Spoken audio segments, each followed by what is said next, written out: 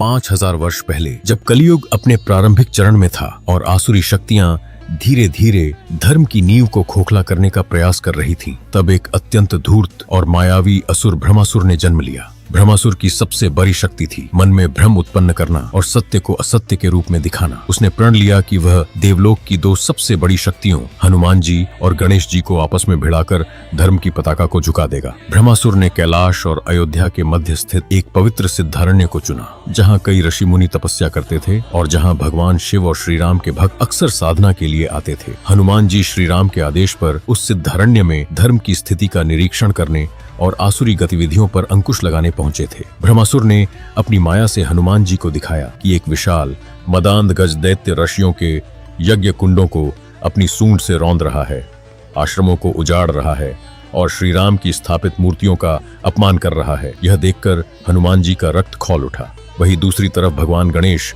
अपने पिता महादेव शिव के आदेश पर उसी सिद्धारण्य में विघ्नों को दूर करने और तपस्वियों की रक्षा के लिए अपने गणों सहित पधारे थे। ब्रह्मासुर ने गणेश जी को दिखाया कि एक उद्दंड विशालकाय वानर दैत्य शिवलिंगों को उखाड़ फेंक रहा है, उनके प्रिय गणों पर प्रहार कर रहा है और ध्यानमग्न ऋषियों की तपस्या में भयानक उत्पात मचा रहा है। यह देखकर विघ्नहर्ता गणेश भी क्रोधित हो उठे। दोनों ही महाबली अपने अपने आराध्य के प्रति अटूट निष्ठा और धर्म रक्षा के संकल्प से भरे हुए ब्रह्मासुर के मायाजाल में बुरी तरह फंस गए। हनुमान जी ने क्रोधित सिंह की भांति गरजते हुए कहा, दुष्ट गज राक्षस, श्री राम के पवित्र क्षेत्र में यह उत्पात, आज तेरा अंत मेरे हाथों निश्चित है। गणेश जी ने अपने त्रिशूलधारी पिता के समान गंभीर स्वर में उत्तर दिया, अरे उद्धत वानर, तूने महादेव के इस पावन स्थल को अपवित्र करने का दुस्साहस किया है। मेरे गणों को कष्ट देने वाले, अब तू शिवपुत्र गणेश के कोप से नहीं बचेगा। पवन पुत्र हनुमान ने अपनी स्वर्ण जड़ित वज्र कठोर गदा को घुमाते हुए वायु वेग से उस गज दैत्य पर प्रहार किया। गणेश जी ने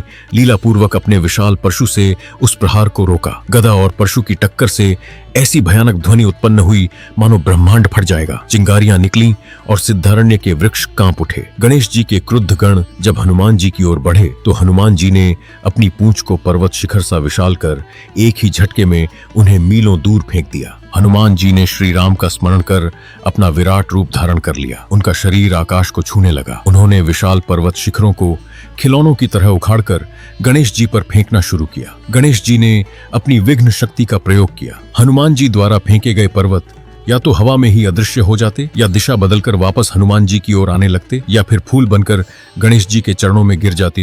हनुमान जी ने अपनी तीव्र गति का प्रयोग करते हुए गणेश जी को भ्रमित करने का प्रयास किया। एक क्षण में पूर्व तो दूसरे क्षण में पश्चिम। गणेश जी शांत भाव से एक ही स्थान पर बैठे अपनी योगमाया से हनुमान जी के हर वेग को नियंत्रित कर रहे थे।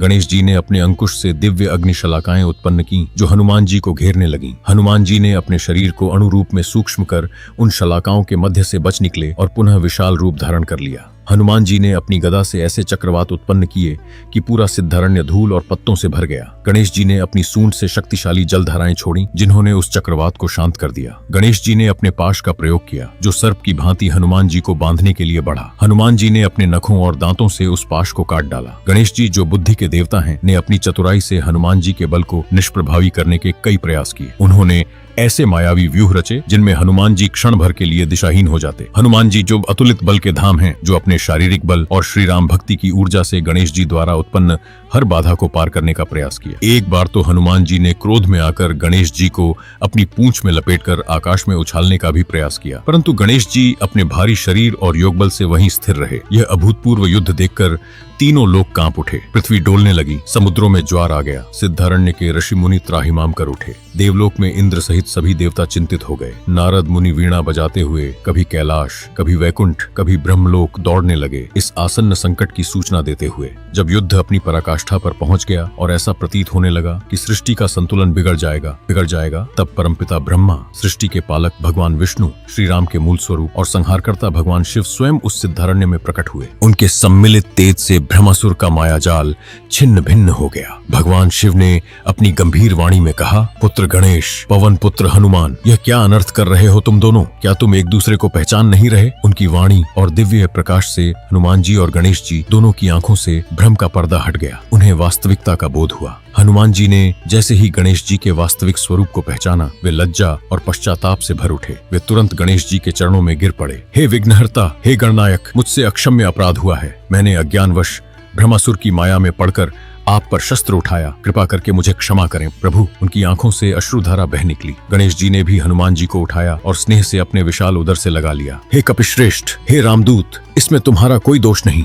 हम दोनों ही उस धूर्त असुर के छल का शिकार हुए। तुम्हारी श्री राम भक्ति, तुम्हारा पराक्रम और तुम्हारी निश्चलता देखकर मैं अभिभूत हूँ। तभी ब्रह्मासुर, जो यह सब देखकर भागने का प्रयास कर रहा था, भगवान शिव की दृष्टि में आ गया। भगवान शिव ने संकेत किया और हनुमान जी तथा गणेश जी ने एक साथ उस दुष्ट असुर पर धावा बोल दिया। हनुमान जी के गदा प्रहार और गणेश जी के परशु के वार से ब्रह्मासुर का क्षण भर में अंत हो गया। यह कथा आपको कैसी लगी कमेंट में बताइए। तब तक के लिए जय श्री राम। अब फिर मिलते हैं अगले वीडियो में।